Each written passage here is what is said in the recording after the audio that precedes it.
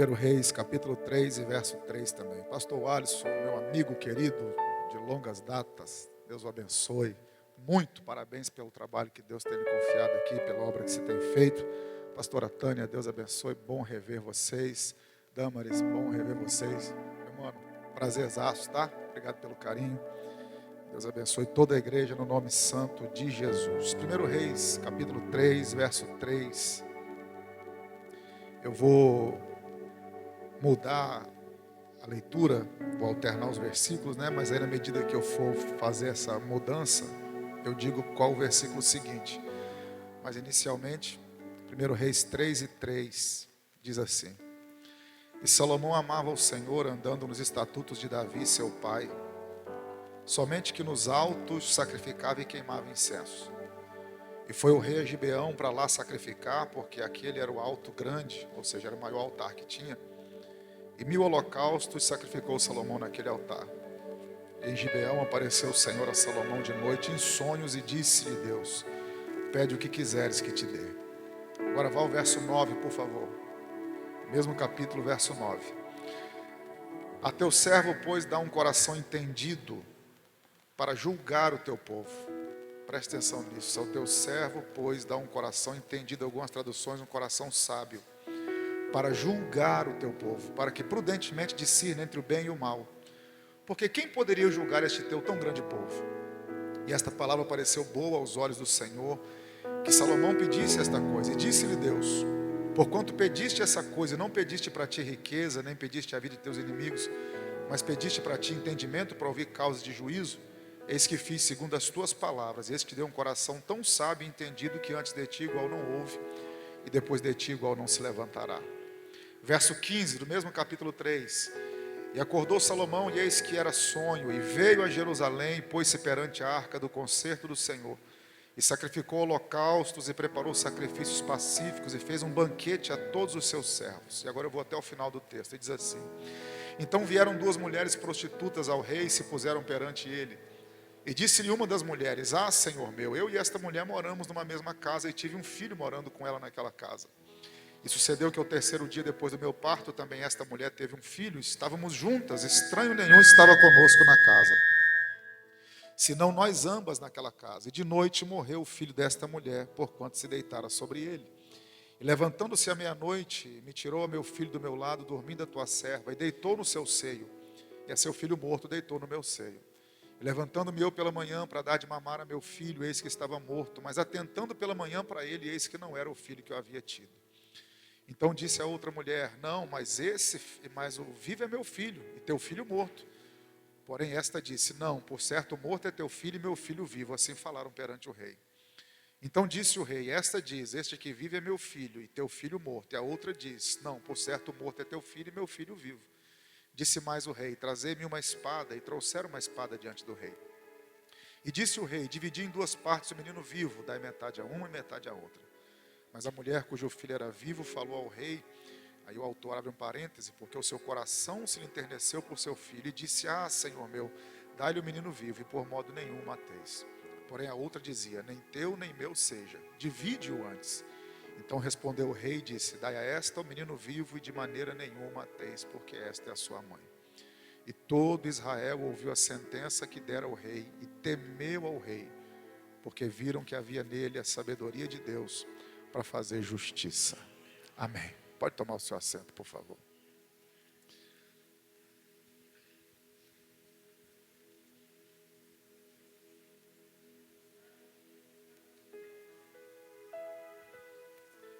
Irmãos amados, o texto que nós lemos mostra um momento de transição da nação de Israel. Davi havia acabado de morrer, e seu filho Salomão, seu 10º filho, Salomão, acabara de assumir o trono no lugar de seu pai. E Salomão sabe que está diante de um dos maiores desafios, ou se não o maior desafio de toda a sua vida. Por que Salomão está diante de um grande desafio? Porque ele está substituindo ninguém menos, ninguém mais que o homem segundo o coração de Deus. Está substituindo Davi, seu pai. Salomão tem noção da responsabilidade que lhe veio. Salomão ainda muito jovem, mas tem o senso da responsabilidade.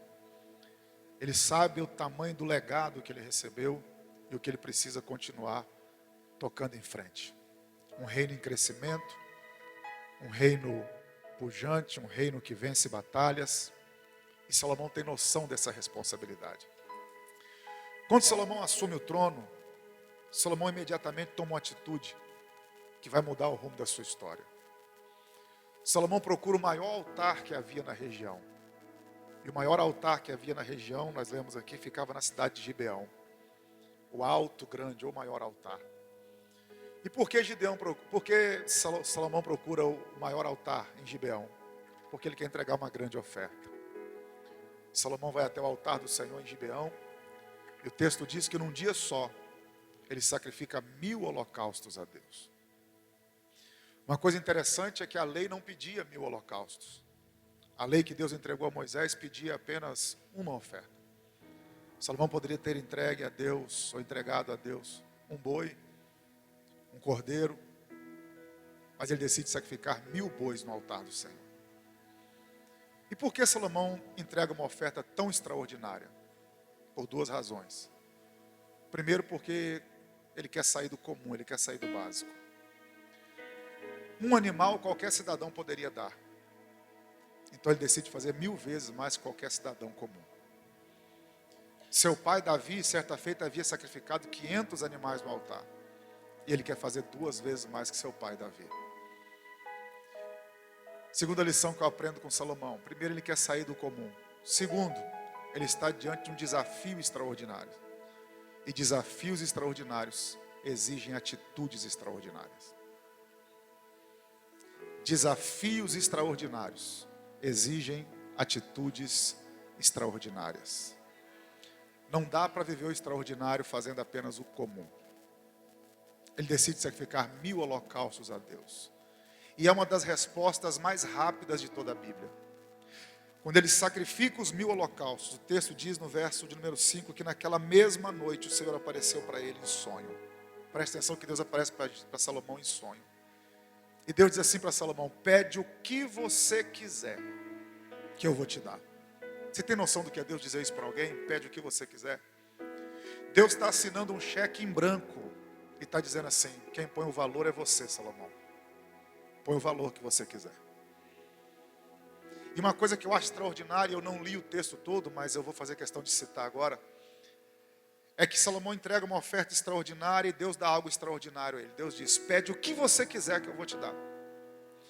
E Salomão poderia ter começado pedindo, que é o comum, foi a oportunidade que Deus deu a ele. Pede o que você quiser. Mas quando a gente olha para o texto, Salomão não começa pedindo. Salomão começa agradecendo. Se você olhar o verso 6, ele diz assim: de grande beneficência usaste tu com teu servo Davi, meu pai. Como também ele andou contigo em verdade, em justiça, em retidão de coração. No verso 7 ele fala: agora, pois, Senhor meu Deus, tu fizeste reinar teu servo em lugar de Davi, meu pai. Sendo eu ainda um menino pequeno, nem sei como sair, nem como entrar. Quando Deus fala assim: pede o que você quiser, talvez se fosse eu, já teria uma lista de coisas para pedir para Deus. Mas Salomão, ao invés de começar pedindo, ele começa agradecendo. Ele diz: obrigado porque o Senhor foi bom com meu pai. E obrigado porque o Senhor está sendo bom comigo. Salomão não começa pedindo, ele começa agradecendo. Quantas vezes nós só sabemos pedir a Deus e esquecemos de agradecer a Deus. E Salomão diz: eu não sei nem falar direito, eu sou um menino ainda, mas eu quero pedir uma coisa ao Senhor. E aqui está a chave de interpretação do texto, a chave hermenêutica do texto. Salomão vira para Deus no verso 9 e fala assim: me dá um coração sábio, me dá um coração entendido, é o que eu quero. Me dá um coração sábio. E eu nasci na Assembleia de Deus, estou com 42 anos de idade, gosto de frisar isso. E aprendi na EBD, aprendi na Escola Bíblica Dominical, aprendi na salinha das crianças, depois de adulto, sempre ouvi que Salomão pediu sabedoria a Deus. Mas o texto é claro, Salomão não pediu qualquer tipo de sabedoria a Deus. Foi uma sabedoria específica. Salomão disse: me dá sabedoria, me dá um coração entendido, um coração sábio para julgar o teu povo. Pô, olha o que ele diz: para que eu tenha discernimento entre o bem e o mal. Olha o verso 9, para que eu discirna entre o bem e o mal. Porque quem poderia julgar o teu povo? Por que Salomão está pedindo isso aqui? Porque quem julgava as causas do povo era o rei. E Salomão sabe que o povo que está diante dele não é dele, é de Deus. Então Salomão diz, me dá um coração sábio para poder cuidar daquilo que o Senhor está me confiando. Me dá um coração sábio para julgar o teu povo. Quem pode julgar o teu povo? Então me dá um coração sábio para discernir entre o bem e o mal, entre o certo e o errado. Eu quero um coração sábio para ter discernimento. Aguça isso. Aguça o ouvido para isso.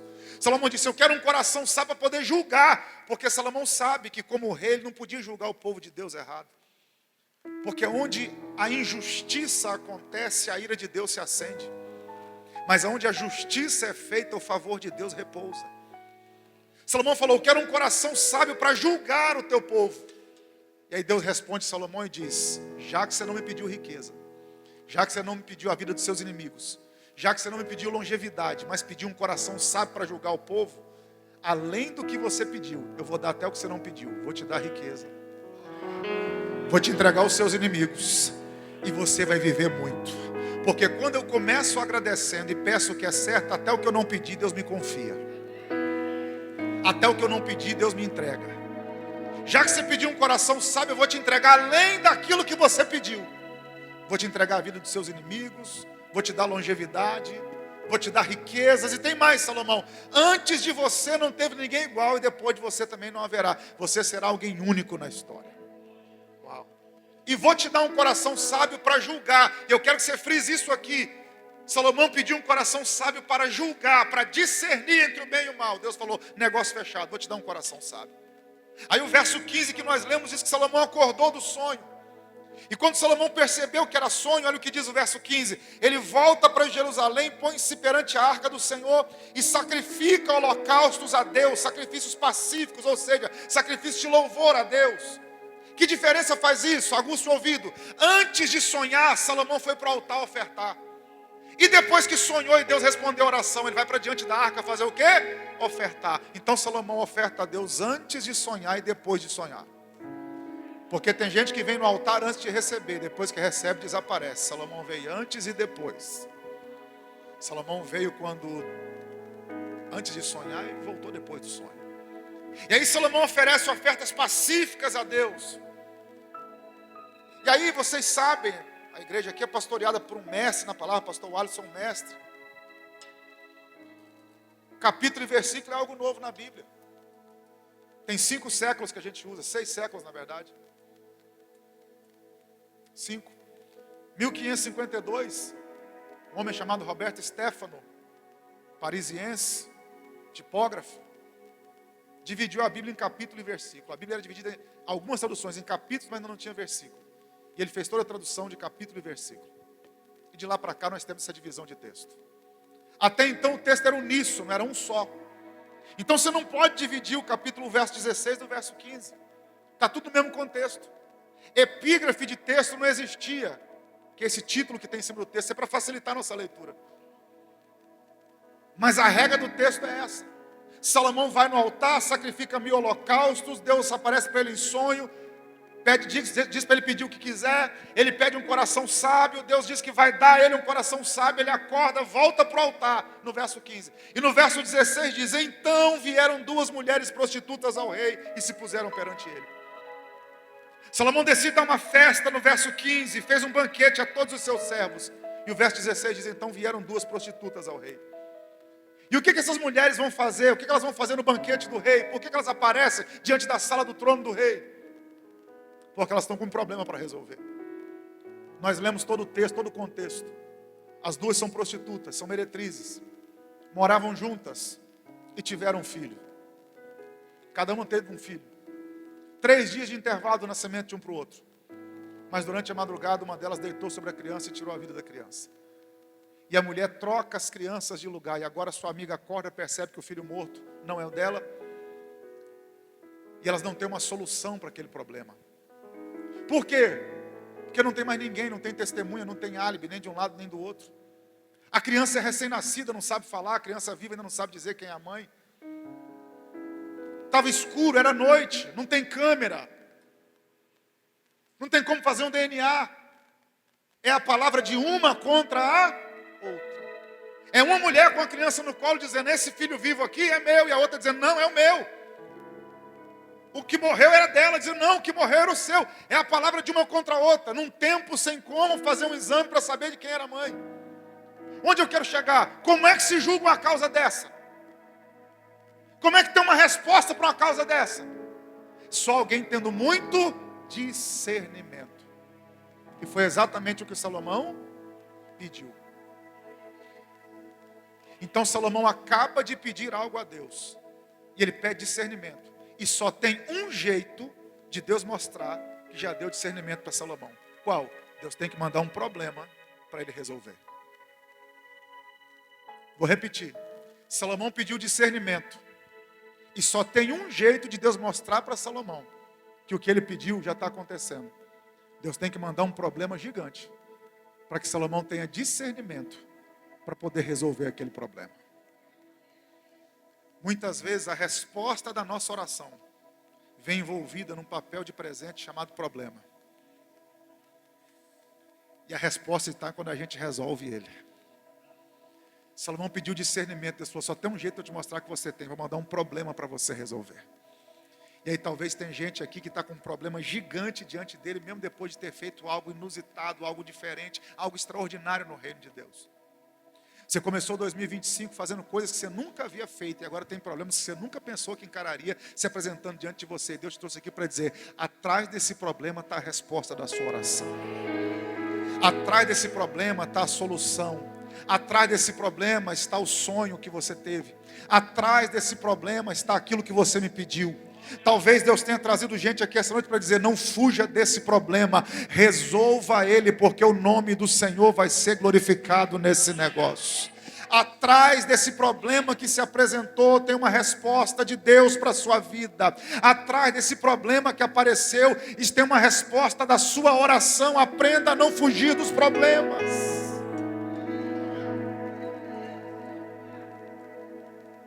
Só tem um jeito de Salomão saber que já tem sabedoria. Como? Tem que ter uma causa para ele julgar. Tem que ter um problema para ele resolver. E olha o problema que Salomão recebe para resolver. Vamos explorar um pouco esse problema aqui. São duas mulheres. Duas meretrizes, duas prostitutas. E a primeira lição que fica para a gente aqui é essa. Salomão não precisava julgar a causa delas. Deus entregou a Moisés no alto do Sinai 613 ordenanças. Os 10 mandamentos, o decálogo, é só a cereja do bolo. No total são 613 ordenanças. Lei civil, lei moral e lei religiosa. E as 3 esferas da lei, civil, moral e religiosa, repudiavam a prostituição. Se Salomão não quisesse julgar a causa daquelas mulheres, ele não precisava. Por quê? Porque quem não cumpre os deveres da lei não tem direito na lei.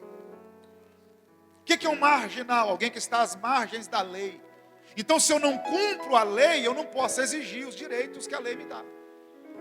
Então, Salomão poderia muito bem dizer assim, não vou julgar a causa de vocês, porque vocês não cumprem a lei. Como é que vocês querem que eu julgue a causa de vocês? Mas mesmo sem aquelas mulheres merecerem, Salomão decide abrir a sala do trono e julgar a causa delas. Elas não mereciam ter acesso à sala do trono. Mas Salomão decide abrir a sala do trono e dar acesso a elas. Por 2 razões. Primeiro, porque isso aqui é um relampejo da graça. Como dizia o saudoso pastor Antônio Gilberto. O que é um relampejo da graça? São amostras da graça no Antigo Testamento. Gente que não merece tendo o favor do rei. Não se escandalize com o que eu vou dizer, mas essas 2 mulheres aqui representam um grupo de pessoas essa noite. Quem? Eu e você. Porque nenhum de nós aqui tem santidade o suficiente para bater no peito e dizer assim, eu mereço que Deus resolva meu problema. Mas mesmo sem nós merecermos, o céu está aberto sobre nós essa noite. E o rei está dizendo, traz que eu resolvo mesmo sem você merecer. Traz que eu resolvo mesmo sem você merecer. Não merecíamos ter o favor de Deus, não merecíamos ter a graça de Deus. Mas ele decidiu abrir a sala do trono para nos receber.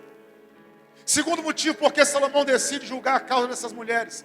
Porque Salomão é muito inteligente, além da sabedoria que ele pediu.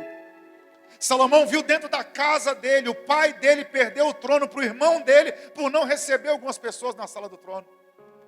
Quando Absalão dá o golpe em Davi, Sabe o que Absalão fez? Foi para a porta do palácio.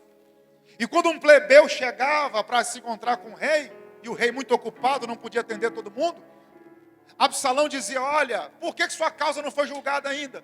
Alguém dizia: porque o rei está muito ocupado. Aí Absalão dizia: se eu fosse rei no lugar dele, sua causa já estava resolvida. Quando Davi deu por si, Absalão já tinha furtado o coração do povo na porta do palácio. Salomão olhou e falou: peraí, meu pai perdeu o trono para o meu irmão, porque não atendia todo mundo, porque não estava disponível. Então deixa eu fazer diferente. Por quê? Porque gente inteligente aprende com seus erros, sábio aprende com erros dos outros. Não é porque quem veio antes de você errou nessa área que você tem que errar também. Eu quero declarar que com você vai ser diferente. Deus vai te dar discernimento e sabedoria para fazer diferente de quem veio antes de você. Não é porque seus avós não conseguiram que você não vai conseguir. Não é porque seus pais não conseguiram que você não vai conseguir. Não é porque quem estava na liderança desse departamento antes não conseguiu que você não vai conseguir. Não é porque quem estava na liderança daquela empresa antes não conseguiu que você não vai conseguir. Eu sinto graça de Deus aqui nessa palavra. Deus vai te dar discernimento para fazer diferente. Deus vai te dar sabedoria para fazer diferente. Tem 5 pessoas para receber essa palavra essa noite. Então quero declarar sobre a sua vida: com você será diferente. Deus te dará graça e sabedoria para agir diferente de quem veio antes de você. Você não vai cometer o mesmo erro de quem veio antes. Salomão diz: meu pai já perdeu o trono por causa disso, deixa eu atender essas mulheres mesmo sem elas merecerem. E quando elas entram diante do rei, elas começam a expor o problema. E elas viram para o rei e dizem: olha, nós geramos ao mesmo tempo. E aqui eu tenho que pontuar uma coisa: o problema delas não foi gerar. Por quê? Porque o gerar é uma dádiva. O pastor Alisson brincou aqui e falou que as mulheres vão engravidar. E quando a gente para pensar na dádiva, que é isso: os filhos são herança do Senhor. Então gerar não é o problema. O problema não foi aquelas mulheres gerarem, mesmo elas sendo prostitutas. O problema não foi elas gerarem, porque o gerar é uma bênção, é uma dádiva. Se o problema não foi gerar, qual foi o problema? Aguça o ouvido: o problema foi o que cada uma fez com o que gerou. Vou repetir porque tem um gostinho de bezetacil. O problema não foi elas gerarem, foi o que cada uma fez com o que gerou. Por quê? Porque uma manteve vivo, a outra matou o que gerou. Então o problema não é você gerar, é o que você faz com o que Deus te permite gerar. O problema não é você gerar, é como você cuida daquilo que Deus te fez gerar. E quando a Bíblia fala de gestação, a gente pode aplicar pelo menos 3 coisas: sonho, promessa e projeto. Por quê? Porque são coisas que nós geramos dentro de nós e ninguém está vendo. Assim como uma mulher gera uma criança no útero e ninguém vê. Por mais que você faça uma dopplerfluxometria, que você faça uma ultrassonografia, você só sabe quando a criança sai do ventre. Alguém pode até saber do seu sonho, pode até saber da sua promessa, mas só quando ela nascer é que realmente as pessoas vão ver. E eu não estou pregando para um povo estéril, espiritualmente falando, essa noite. Estou pregando para gente que gera sonho, que gera ministério, que gera projeto. E Deus te trouxe aqui para dizer: o problema não é você gerar, é o que você vai fazer com aquilo que eu estou te permitindo gerar. E eu vim aqui declarar que você vai cuidar daquilo que você está gerando, do que Deus está gerando em você. Tem alguém comigo nessa palavra? Eu quero declarar que aquilo que Deus está gerando em você não vai morrer, vai ficar vivo para a glória do nome do Senhor. O problema não foi gerar, pastor Wallace, foi o que cada uma fez com o que gerou. E deixa eu falar aqui um pouquinho sobre isso. A gente sabe do incômodo que é a gestação para a mulher. A criança está numa simbiose com a mãe. É incômodo. Quem pensa que gerar uma gestação é fácil, não é. Mas mesmo apesar desse incômodo, permita dizer aqui, como pai de 3 filhos, a gestação é a parte mais fácil na hora de você ter filhos. Por quê? Porque enquanto está no ventre da mãe é uma coisa. A criança vai onde a mãe vai, dorme quando a mãe dorme, come o que a mãe come. Mas depois que nasce, a mãe tem que tomar cuidado com a alimentação por causa do leite. A mãe só vai onde a criança pode ir, porque tem ambiente que a criança recém-nascida não pode estar. E a mãe só dorme, e o pai também. depois que a criança dorme, se ela dormir. Então depois que nasce, muda tudo. A gestação é a parte mais fácil. Educar é a parte mais difícil. Criar é a parte mais difícil. E por que que essa mulher mata a criança que ela gerou? Porque ela dormiu mais do que a criança. Ela se descuidou. Sabe qual é o problema? É que quando a gente está gerando um sonho é muito bom. É quando o sonho ganha vida que o negócio fica complicado. Porque todo mundo quer gerar, mas é depois que nasce que a gente percebe o trabalho que dá para manter vivo aquilo que foi gerado. O cara sonha em ser pastor. Deus diz, legal, pode sonhar. Quem deseja episcopado, boa coisa deseja. Quando ele assume a liderança de uma igreja, ele percebe a responsabilidade que é pastorear um povo. Se ele anda num carro muito ruim, alguém diz, não tem autoridade para falar. Se anda num carro muito bom, alguém diz, estou sabendo. Ser pastor, ele tem que enterrar alguém às 2 da tarde e apresentar uma criança no culto da noite. Ele tem que estar chorando com quem está chorando e se alegrar com quem está se alegrando. Ele tem que sair da UTI de um hospital e celebrar um aniversário de 15 anos. E o semblante tem que estar bom. Aí o cara percebe o quão difícil é pastorear. E aí muita gente prefere deixar o ministério morrer do que manter vivo aquilo que um dia ele gerou. O camarada sonha em ser um bom empresário, em ter uma boa empresa. E Deus diz, tá bom, vou te realizar seu sonho. Quando ele monta a empresa, ele descobre que tem um demônio chamado imposto. Que para cada funcionário que você tem, você paga o mesmo valor de salário de imposto. Ele fala, dá muita mão de obra manter isso. É melhor falir, é melhor fechar. Ele sonha em ser pregador, mas para ser pregador você tem que estudar, você tem que ler, você tem que comprar livro, tem que jejuar, tem que orar, tem que ficar longe de casa. Ele prefere deixar o ministério morrer. Sonha em casar, depois que casa percebe que é difícil manter um casamento.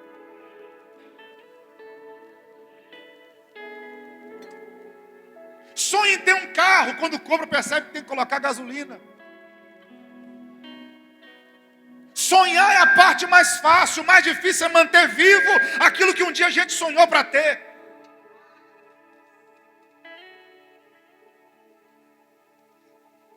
Gerar é a parte mais fácil, o difícil é manter vivo aquilo que se gerou. Estou sentindo graça de Deus nessa palavra. Preciso que 5 pessoas recebam essa palavra. Eu declaro em nome de Jesus, o que Deus gerou em você vai ficar vivo. Você pode me ajudar a adorar a Deus por alguns segundos aí? Eu declaro que aquilo que você gerou não vai morrer em nome de Jesus. Deus vai te dar graça para manter vivo aquilo que você gerou. E só quem acredita que vai manter vivo o que foi gerado, ergue essa mão lá em cima, faz aquele barulho que o diabo não gosta de ouvir. O que você gerou não vai morrer. O que você gerou vai ficar vivo.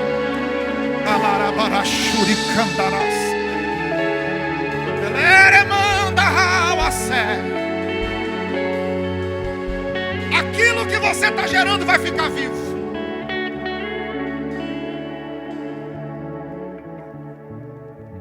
Agora, por que a criança morre? Porque a mãe dorme mais do que ela. Por que a criança morre? Porque a mãe dorme mais do que ela. Se a criança aqui representa sonho, deixa eu fazer uma aplicação então. O seu sono não pode ser mais forte que o seu sonho. Vou repetir. O seu sono não pode ser mais forte que o seu sonho. Porque você sonha enquanto dorme, mas mantém sonho vivo acordado. E tem gente que ainda está dormindo para a vida, pastor Wallace. Por isso que o sonho está morrendo. Ele só aprendeu a sonhar, mas não aprendeu a acordar para a vida para manter o sonho vivo. Acorda para o sonho não morrer. Acorda para o sonho não morrer. É a vida inteira sonhando e nunca acordado para a realidade da vida. É a vida inteira sonhando e nunca desperta para manter vivo aquilo que sonhou. É sempre sonhando. Sempre que eu prego sobre isso aqui eu cito década de 90, nas manhãs do SBT. Eu era muito criança, mas eu lembro. Muito criança, mas eu lembro. Tinha um desenho de um garotinho cabeçudo. Pilotava um triciclo. E na abertura do desenho era maravilhoso. Tudo era sonho. Fantástico mundo de Bob. Mas nada do que ele sonhava virava realidade. Tem crente vivendo a síndrome de Bob. Só sabe sonhar, mas não acorda para manter o sonho vivo. Sonhou, agora acorda para manter o sonho vivo. Acorda para manter o sonho vivo. Se você continuar dormindo, o sonho vai morrer. Você vai dormir mais do que seu sonho. Não pode. O seu sono não pode ser mais forte que o seu sonho. Uma hora você tem que acordar para a realidade da vida. Acordar para as responsabilidades da vida. Acordar para aquilo que a vida cristã te exige. E começar a colocar em prática. Senão o sonho vai morrer. Acorda para o sonho não morrer. A mulher dorme mais do que a criança. Quando ela percebe que matou a criança, pastor Alisson, ela comete outro erro, pastora Tânia. Quando ela percebe que ela matou a criança que ela gerou, o que ela faz? Ela troca as crianças de lugar. Ela olha para a cama ao lado e vê sua amiga com a criança recém-nascida também e diz, já sei. Na surdina, na calada da noite, eu troco as crianças de lugar. Quando ela acordar, vai pensar que ela matou o filho dela e o meu está vivo. O que essa mulher está fazendo? Ela está cometendo um erro para tentar consertar um erro. Guarda no seu coração, erros não consertam erros. Você nunca vai consertar um erro cometendo outro. Quem confessa e deixa que alcança a misericórdia. Tem uma premissa que eu carrego comigo, eu já coloquei isso na prática inúmeras vezes. Você só se torna maior do que seu erro quando você assume ele. Enquanto você não assumir seu erro, as pessoas vão jogar seu erro na sua cara. Mas o dia que você assumiu o seu erro, você se torna maior do que ele. O que aquela mulher faz? Ela troca as crianças de lugar. Agora olha a diferença do senso de responsabilidade de uma para outra. Uma matou a criança porque dormiu demais. Mas olha o que o texto diz. Verso 22, então respondeu o rei. Perdão, verso 21. E levantando-me eu pela manhã para dar de mamar meu filho, eis que estava morto. Mas atentando pela manhã para ele, eis que não era o filho que eu havia tido. Verso 21.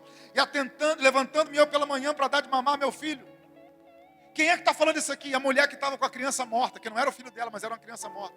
Ela diz, eu me levantei pela manhã, algumas traduções, na madrugada, para dar de mamar a meu filho. Quem é mãe aqui sabe. Se a criança está dormindo, você acorda ela para poder amamentar, você deixa ela dormir, irmão. A hora que acordar, mama. Dorme, meu filho, em nome de Jesus, vai, dorme, sono dos justos, dorme. Mas a mulher acordou para dar de mamar a criança, sem a criança estar chorando, porque a criança está morta. Então, mesmo sem a criança gritar, ela está acordando para alimentar. Porque quem tem senso de responsabilidade não espera o sonho gritar para alimentar ele. Você não precisa esperar seu relacionamento gritar para começar a cuidar dele. Você não precisa esperar seu ministério gritar para começar a cuidar dele. Você não precisa esperar seu sonho gritar para você acordar e cuidar dele. Estou sentindo graça de Deus nessa palavra. Não espere entrar num estado crítico para você começar a cuidar daquilo que Deus te deu. Cuida agora para não entrar em crise. Cuida agora para não entrar em crise. Meu Deus, eu estou sentindo graça de Deus nessa palavra. Eu sei que é noite de cura e de restauração. Eu declaro em nome de Jesus, o seu sonho não vai gritar. Seu sonho não vai passar fome. Você vai alimentar aquilo que Deus te deu. Eu preciso de 5 pessoas comigo nessa palavra. Tem 5 pessoas para receber aqui na direita. Tem 5 pessoas para receber aqui na esquerda. Eu declaro, seu sonho não vai morrer por falta de alimento. Não, não. Você está acordando hoje para manter vivo aquilo que Deus gerou em você. Eu vou te dar 30 segundos para adorar a Deus. Vai, 30 segundos, enche essa casa de adoração. Enche essa casa de adoração, porque se o diabo pensou que o seu sonho ia morrer por inanição, não vai, não vai, não vai. Você vai acordar para alimentar o que Deus te deu. Shuramana Kandara Kalarabara Shurikandarácia Eleu Emanda Rácia.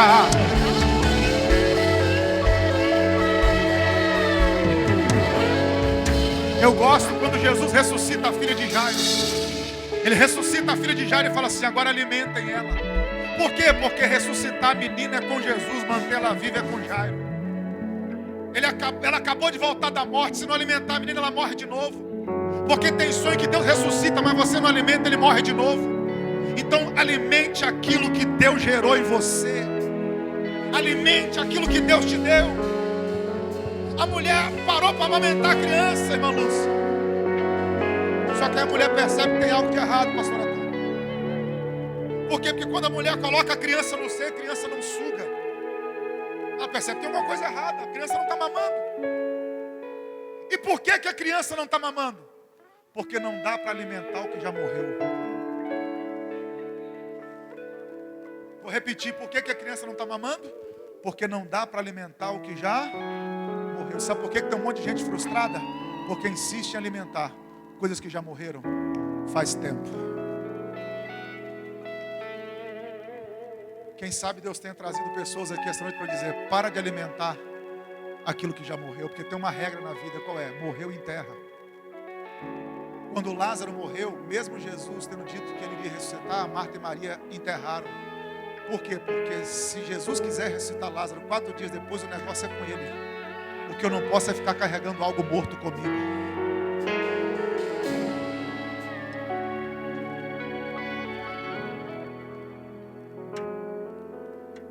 Pare de alimentar o que já está morto.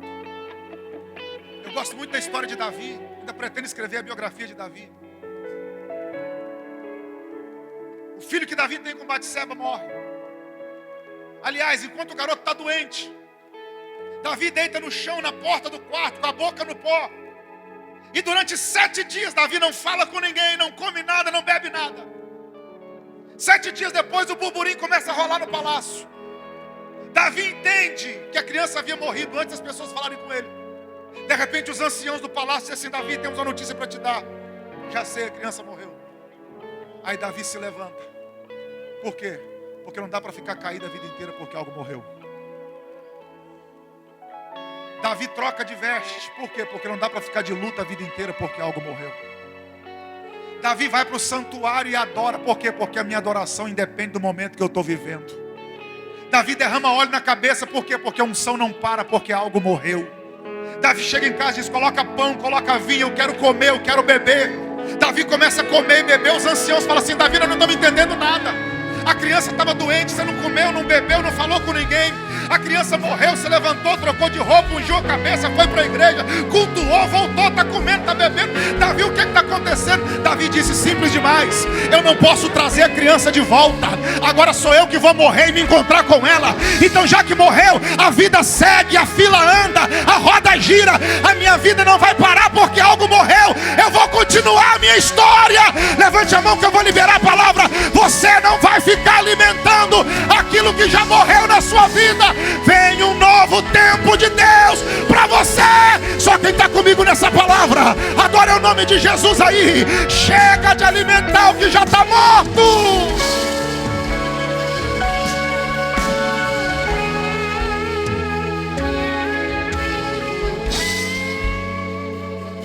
Pela primeira vez na mensagem eu vou incomodar quem está do seu lado. Prega comigo aí, por favor. Provoca uns 3 e fala assim: ó, para de alimentar o que já morreu. Diga aí: para de alimentar o que já morreu.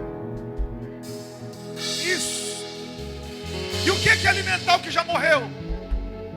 O que é alimentar o que já morreu? Eu vou te dar uma ideia. Pastor Wallace, você sabe melhor do que eu. Graças a Deus, Deus tirou da itinerância. Senão eu estava perdido, não ia ter vaga para mim pregar, para eu pregar. Mas viajando Brasil afora, é muito comum você encontrar pessoas e perguntar assim: o camarada está 10 anos, 15 anos, 20 anos afastado do evangelho. Você fala assim: por que você não volta para Jesus hoje? Ele fala: porque em 1991 eu entrei na igreja e o obreiro me cumprimentou. E o cara fica remoendo aquilo a vida inteira. É gente que era empresário e faliu. E você pergunta assim: por que você não começa de novo? Ele fala: porque no plano Collor congelaram a poupança. É gente que estava preparando para casar, mas de repente sofreu um problema. Foi traído, o noivado acabou. Você pergunta: por que você não tenta de novo? Porque meu namorado, quando eu tinha 16 anos, ela já está com 40. Está alimentando o que já morreu. Sua vida está parada por causa de algo que já morreu.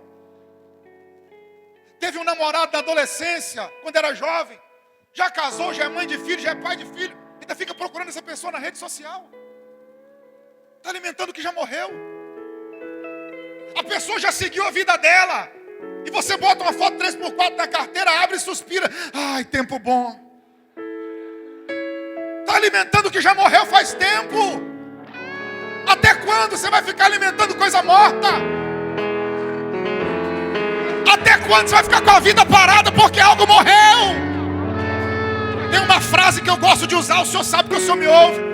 Num carro, o retrovisor nunca é maior do que o para-brisa. Por quê? Porque passado pode até ser referência, mas não é destino para ninguém. Você não dirige olhando no retrovisor, você dirige olhando no para-brisa. Tem gente presa em coisa pequena do passado, e Deus tem coisa grande para fazer no futuro. Olha para frente, é para lá que você vai. Me ajuda a adorar o nome de Jesus aí, porque eu estou sentindo a presença dele aqui. E o que morreu vai ficar no passado. Vem um novo tempo de Deus para você. Só quem crê nesse novo tempo, só quem crê, só quem crê. Só quem crê nesse novo tempo. Chega de sofrer por aquilo que deu errado. Chega de sofrer por aquilo que deu errado. Pastor, mas a porta não abriu ano passado. Vai abrir esse ano em nome de Jesus. Mas algo aconteceu de ruim o mês passado. Vai acontecer algo de bom esse mês. O que deu errado no passado ficou no passado.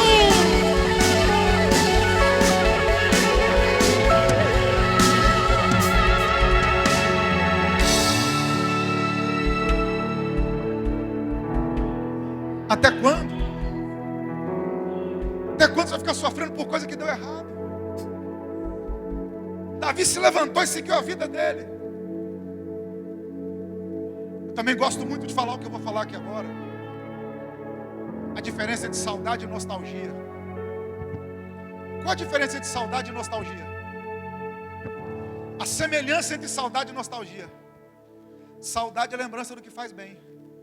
Nostalgia é lembrança do que faz mal.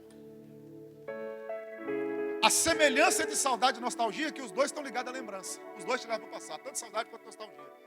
A diferença é que saudade é lembrança do que é bom. Nostalgia é lembrança do que é ruim. A palavra nostalgia vem do grego nostos algos, ou nostos algia. Nostos novamente, algia, dor. Por isso que remédio que tem algia no nome combate dor, novalgina. Tem a ver com dor, combate dor. Nevralgia, quem sofre de nevralgia sabe a dor que é. Então algia é dor, nostos é novamente. Quem inventou a palavra nostalgia foi um médico alemão. Ele começou a estudar pessoas amputadas na guerra, pastor. Ele percebeu que pessoas que perderam membros do corpo na guerra ainda tinham sensações nesse membro, mesmo depois do membro cortado. Como assim? O cara pisou numa mina, por exemplo, perdeu a perna do joelho para baixo. Não tem mais pé. Mas ainda sentia dores na sola do pé. Por quê? Porque a mente não se adaptou à perda. O cara perdeu o antebraço, não tem mais mão, mas ainda sente a mão formigar. Não tem mais mão, mas sente a mão formigar. Porque a mente não se adaptou à perda. Aí o médico foi e deu um nome para isso, nostalgia. Sentir a dor novamente. Só que é sentir a dor por algo que já foi arrancado. E tem gente mergulhada na nostalgia, sofrendo por coisa que Deus já arrancou. A Bíblia nunca te mandou sentir nostalgia, mas sempre te incentivou a sentir saudade. Quando o papo é nostalgia, Paulo fala assim: eu esqueço as coisas que para trás ficam e prossigo para o alvo, pela soberana vocação. Tem um prêmio me aguardando lá na frente. E quando a conversa é saudade, Jeremias escreveu nas Lamentações: quero trazer à memória aquilo que me dá esperança. Posso liberar a palavra? Você não vai ficar mergulhado na nostalgia. Por quê? Porque hoje Deus sepulta a nostalgia e ressuscita a saudade no seu coração. As lembranças que virão a você são coisas que vão te impulsionar para frente e não te prender no passado. Eu declaro: chega de nostalgia. É tempo de sentir saudade.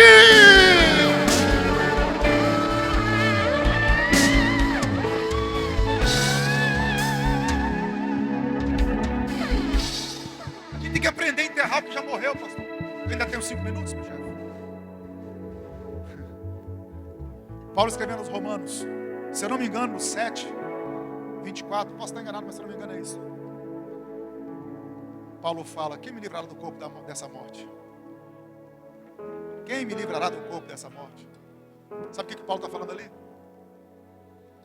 Paulo está usando como exemplo, está fazendo uma símile, está usando uma figura de linguagem. Está falando do velho homem. Mas por que ele diz: quem me livrará do corpo dessa morte? Porque entre os romanos havia uma pena de morte. chamada necroforia. O que era necroforia? Quando alguém matava outra pessoa, como pena, ela tinha que carregar o defunto nas costas. Amarrava o defunto nas costas do assassino. E aí a pessoa ia sendo comida, devorada por aquilo que ela já tinha matado. O morto matava o vivo. Tem gente vendo uma necroforia espiritual, carregando coisa que já morreu, mergulhado na nostalgia, achando que está sentindo saudade. Não dá para alimentar o que já morreu. Quando a mulher percebe que não dá para alimentar o que já morreu, ela olha para a criança. Ela percebe, não é o meu. E como é que ela sabe que não é dela? Guarde isso aí. Porque quem gera, conhece o que gerou. Podem até tentar suplantar seu sonho, seu projeto, sua ideia. Mas quem gera, conhece o que gerou.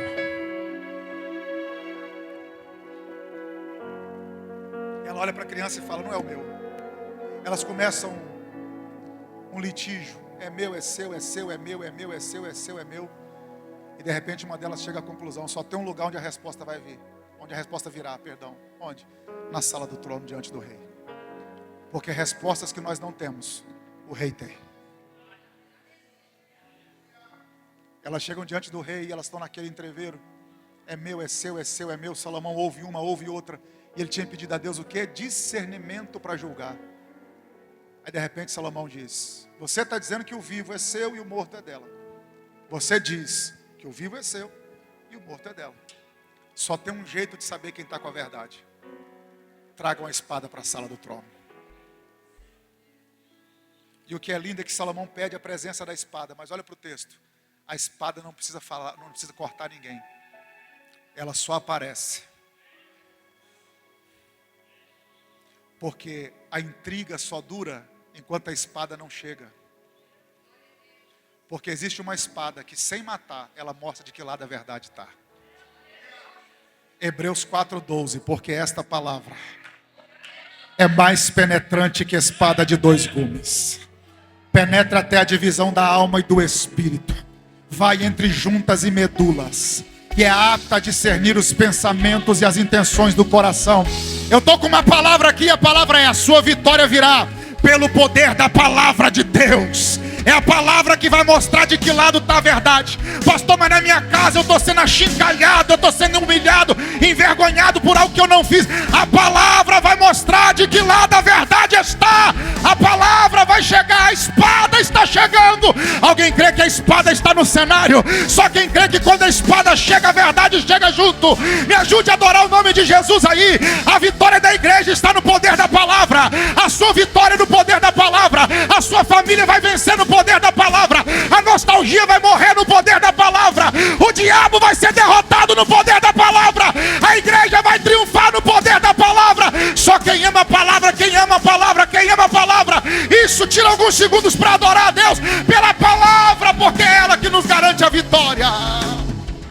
Ela. Salomão diz: traz a espada. Quando a espada chega, olha o que Salomão faz. Salomão diz assim, verso 25: divide o menino em 2 partes, corta ele no meio, dá metade para um e dá metade para outra. Problema resolvido. Olha a diferença de reação. Verso 26. A mulher que gerou sentiu algo, suas entranhas se lhe enterneceram. Algo mexeu dentro dela. Porque quem gera, quando vê o que gerou sofrendo, não fica anestesiado.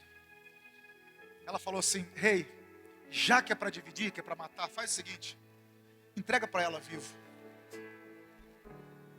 Divide não mata não, entrega para ela vivo. A outra que não gerou fala assim: por mim divide. Metade para uma, metade para outra. Olha a diferença de quem gerou e quem não gerou. Aí eu descobri uma coisa. Essa outra mulher que trocou as crianças de lugar, ela não queria o filho da amiga. Porque se ela quisesse, quando a amiga disse assim, entrega vivo, ela ia falar, então me dá. Mas ela falou, não, mata. Então ela não quer ter a criança. Ela quer que a amiga não tenha, como ela também não tem mais. Porque o invejoso não quer o que é seu. Ele quer que você também não tenha, como ele não tem. Ele não quer chegar no seu nível. Ele quer que você desça para o nível dele. Então ela fala, por mim pode dividir. Sabe por quê? Porque divisão é um sentimento de quem não gera. Porque quem gerou não divide. Quem gerou compartilha, mas não divide.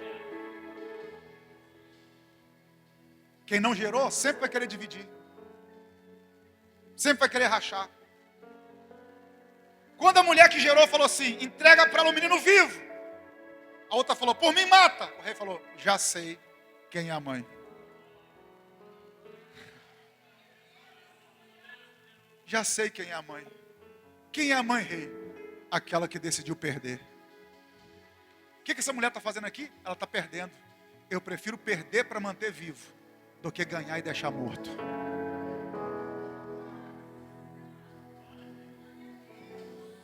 Porque no reino de Deus é assim. Para ganhar, primeiro a gente tem que perder. E tem coisa na vida, irmão, que você vai ter que perder para manter vivo o que você gerou. Tem horas que você vai ter que pedir perdão sem ter ofendido.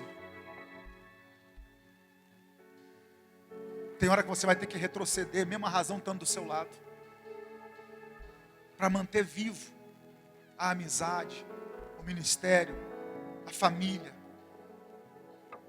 Você tem que ceder. Quando a mulher disse, entrega para ela vivo. O rei falou, devolve para ela. Porque ela é a mãe. E aí, duas coisas aqui eu vou orar agora. O texto diz assim no verso 28, pastor Wallace. E todo Israel ouviu a sentença que dera ao rei. E temeu o rei. Porque viram que havia nele a sabedoria de Deus para fazer justiça. Aquilo que começou num sonho, depois de uma oferta. Todo Israel ficou sabendo. Aquilo que você sonhou sozinho no volante do seu carro, Goiânia vai saber. Aquilo que você sonhou sozinho no seu travesseiro, sua família vai saber. Eu quero declarar que aquilo que você fez no oculto em fidelidade, Deus trará em público em forma de honra. E uma última coisa, a sentença do rei. A primeira sentença do rei foi, corta, divide. A segunda sentença do rei, devolve para essa. Eu vou fazer a leitura do texto aqui, vou aplicar, a gente vai orar. Verso 26 e 27, redobre a atenção, aguce o ouvido, diz assim. Mas a mulher cujo filho era vivo falou ao rei, porque seu coração se enterneceu para o seu filho. E disse, Senhor meu, dai-lhe o menino vivo e por modo nenhum mateis. Porém a outra dizia, nem teu nem meu seja, divide-o antes. Então respondeu o rei e disse, dai a esta o menino vivo, e de maneira nenhuma mateis, porque esta é sua mãe. Olha a resposta da mulher que gerou. De modo nenhum mateis. Entrega o menino vivo. Resposta do rei. De modo nenhum mateis. Entrega o menino vivo. Palavras de quem gerou. De modo nenhum mateis. Entrega vivo. Decreto do rei. De modo nenhum mateis. Entrega vivo. O rei só repetiu o que a mulher falou. O rei não considerou a palavra da mulher que matou a criança. O rei considerou a palavra da mulher que gerou. Por quê? Porque no reino de Deus, quem divide não tem voz ativa.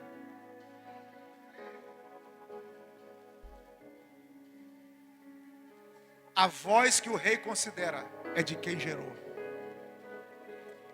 Então a sentença do rei nada mais foi do que a repetição do que a mulher já havia dito. Guarda isso aí. As maiores sentenças da nossa vida saem da nossa própria boca. Salomão quem disse, o próprio Salomão, a vida e a morte está aqui no poder da língua. A gente come do fruto do que fala. Você sabia que a maior sentença da sua vida sai da sua boca? Mateus 10, se não me engano, a partir do 32, Jesus diz, aquele que me confessar diante dos homens, eu só repito a sentença e confesso ele diante do meu Pai. Aquele que me negar diante dos homens, eu só repito a sentença e nego ele diante do meu Pai. Então a maior sentença da sua vida sai da sua boca. Aí eu vou te fazer uma pergunta retórica, não é para você me responder, é para você pensar. O que é que você tem dito acerca do que você gerou? Isso não é para mim. O rei vai considerar o que você está falando. Não vai dar certo. O rei vai considerar o que você está falando. Não tem jeito. O rei vai considerar o que você está falando. Qual a palavra que você tem liberado sobre aquilo que você gerou?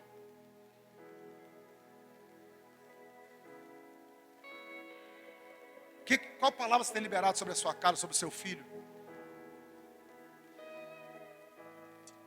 Sabia que boa parte do que nós vivemos hoje é fruto daquilo que um dia nós falamos? Minha esposa está aqui, ela é testemunha do que eu vou falar. Se tem uma coisa que eu não tenho medo é de falar sobre o meu futuro. Daquilo que Deus vai fazer. Porque o rei considera aquilo que a gente fala. E eu quero declarar que algumas sentenças serão mudadas hoje. Por causa de coisas que você vai liberar no mundo espiritual. Você pode ficar de pé para a gente orar? Nós passamos o culto liberando palavra na vida do irmão. Nós passamos o culto liberando palavra na vida do irmão. E isso é certo, é bíblico, é justo. Mas eu quero te convidar a fazer diferente agora. Eu vou te dar 1 minuto. E você não vai liberar palavra sobre a vida de ninguém. Você vai liberar palavra sobre a sua vida. Você vai liberar palavra sobre a sua casa, sobre o seu casamento, sobre os seus filhos. Se você quiser, você tem a liberdade para estender a mão para o lado da sua casa, se você quiser. Mas enquanto eles cantam aqui um trecho de uma canção, você vai liberar palavras sobre a sua vida, sobre a sua casa. Você vai liberar palavras sobre você mesmo. Se quiser colocar a mão sobre a sua cabeça, no seu peito, onde você quiser, eu não sei. Mas eu quero que você libere palavras sobre o que você está gerando. Libere palavras sobre o seu ministério. Libere palavras sobre a sua casa. Libere palavras sobre o seu corpo físico. Libere palavras agora porque sentenças serão mudadas por aquilo que você está falando. Libere palavras do mundo espiritual. Eu não perdi o controle, não. Eu não perdi o controle. Eu não perdi o controle, não. Eu não perdi o controle, não, não. Eu não perdi o controle, não. Eu não perdi o controle. A sua história eu já tinha escrito. Eu não perdi o controle, não, não. Eu não perdi o controle, não. Eu não perdi o controle, não. Diga para Deus aí, diga: Deus, me ajuda a enterrar o que já morreu. Deus, me ajuda a não ficar alimentando aquilo que está morto. Me ajuda a seguir em frente, Senhor. Me ajuda a seguir em direção ao futuro que o Senhor tem para mim. Declare palavras aí sobre a sua casa. Declare falido todo o plano do diabo contra você e contra a sua família. Declare para o mundo espiritual ouvir: eu e minha casa serviremos ao Senhor. Libere palavras do mundo espiritual. Pode uma mãe se esquecer de um filho. Davi estava esquecido, cuidando de ovelha estava esquecido. José estava esquecido, na cisterna estava esquecido. Venderam, ele estava esquecido. No palácio estava esquecido, na prisão estava esquecido. O paralítico estava esquecido, no tanque de Betesda estava esquecido. O cego Bartimeu estava esquecido, em Jericó estava esquecido. O carpinteiro estava esquecido. Venderam, ele estava esquecido. Prenderam, ele estava esquecido. Deram uma cruz pra ele, estava esquecido. Na via dolorosa estava esquecido. Crucificaram, ele estava esquecido. No primeiro dia estava esquecido. No segundo dia estava esquecido. Mas no terceiro dia ele ressuscitou. No terceiro perdi, Ele se levantou. Só para te dizer, eu não perdi o controle, não. Eu não perdi o controle, não, não. Eu não perdi o controle, não. Eu não perdi o controle. A sua história eu já estava escrito. Deixa eu orar por você agora. Você já liberou a palavra, agora permita que eu libere essa palavra sobre a sua vida. Eu sei que para alguns aqui essa palavra foi mais um culto de domingo à noite. Pastor, está tudo bem na minha vida, está tudo bem na minha casa, glória a Deus. Que continue assim até o arrebatamento. Mas tem gente aqui que está dizendo, essa palavra vestiu como uma luva. Eu precisava dessa palavra. Eu quero orar com você e por você. Pastor, eu preciso dessa renovação, preciso que essa palavra seja uma verdade na minha vida. Sai do seu lugar, corre para o altar, deixa eu orar por você e vou devolver o microfone agora. Vem para o altar, vou orar por você e vou devolver o microfone agora. Isso. Quero declarar que nostalgia vai ser enterrada, saudade vai ser ressuscitada. Chega de ficar preso a coisas do passado. Quero declarar em nome de Jesus, é um novo tempo. Tem um jovem se reconciliando com Jesus aqui. A igreja pode se alegrar no Senhor e aplaudir o nome de Jesus aí. Isso.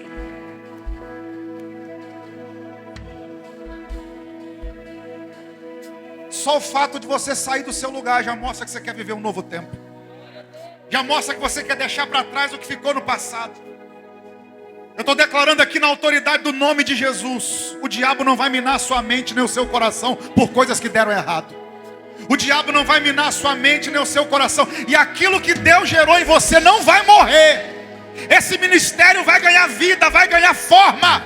Eu declaro em nome de Jesus. Eu declaro que isso será uma realidade na sua vida. Eu declaro em nome de Jesus. O rei está mudando sentenças hoje. O rei está mudando sentenças hoje. O rei está mudando sentenças hoje. Por causa de coisas que você está falando aqui no altar. Tem gente aqui nesse altar, pastor Wallace, dizendo assim, eu não me conformo com isso.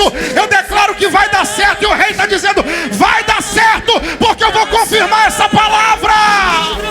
Eu declaro saúde na sua vida. Enfermidade, eu te dou uma ordem agora.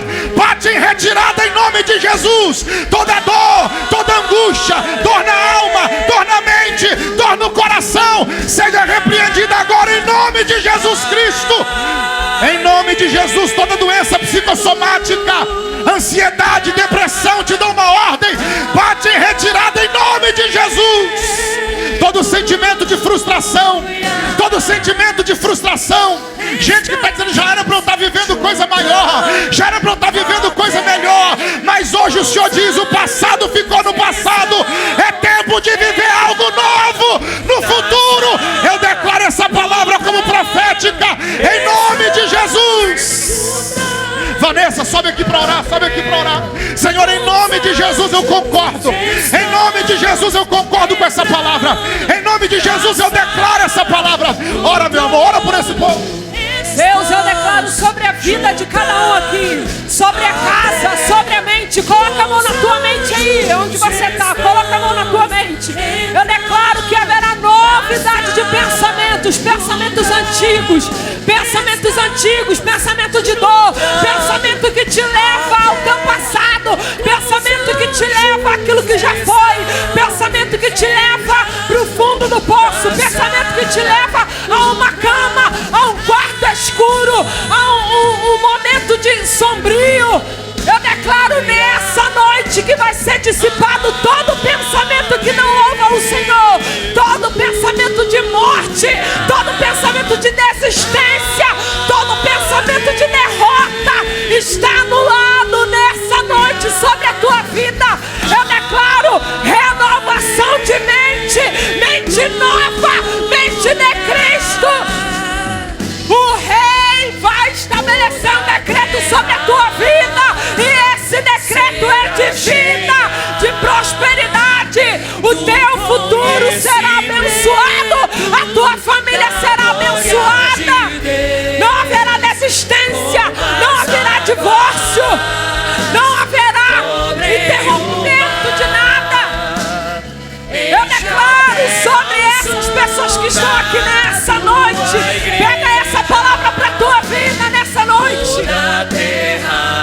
O Senhor está declarando aqui, eu declaro aqui, o Senhor está ministrando aqui.